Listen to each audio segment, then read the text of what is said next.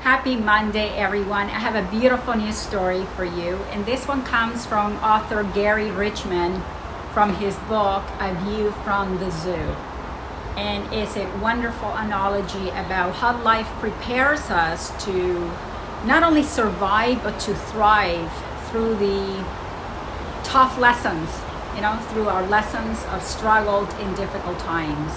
And I wanted you to enjoy the story while I film it outside so that you can see my beautiful lilac trees, which I adore.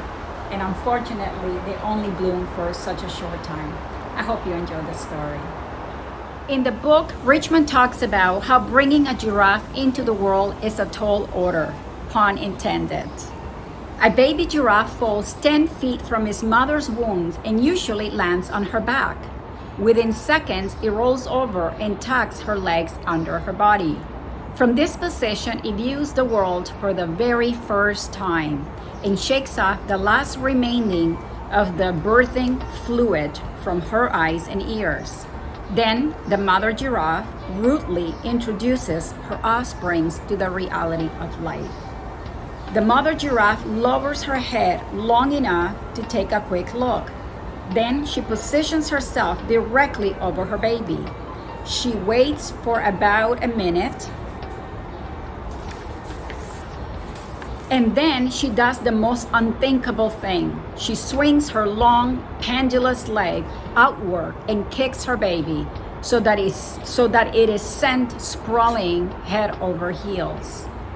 When it doesn't get up, the violent process is repeated over and over again.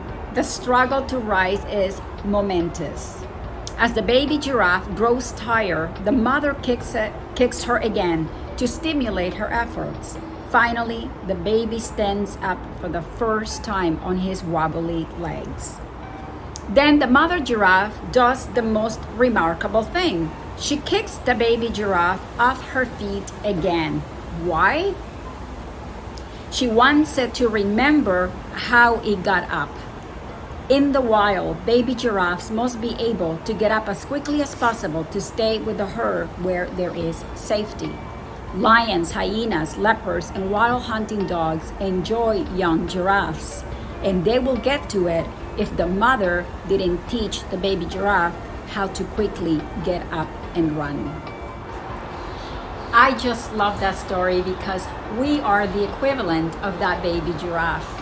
And what may seem like a cruel act from the mother to treat her baby is actually an act of love, because she is ensuring that her offspring is going to not only survive but thrive in the wild, especially when she may not be around to protect her offspring. And life is no different to us. Life will often hide or wrap our best tools for survival and growth in our most difficult of circumstances. And what may seem like life not being fair and being hard on us is life loving us, so that we also can develop the skills to survive and thrive as well. We are shaped in the difficult moments. We grow when we are stretched. We evolve by facing our fears, and that is life's way of ensuring that we develop the tenacity and the resilience that we will need to face the world ahead. And like the baby giraffe, life will kick us to the ground so that we can learn to get up from our failures. Life will test us.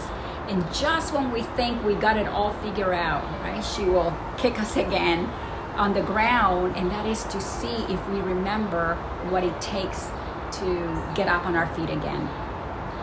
And this is true.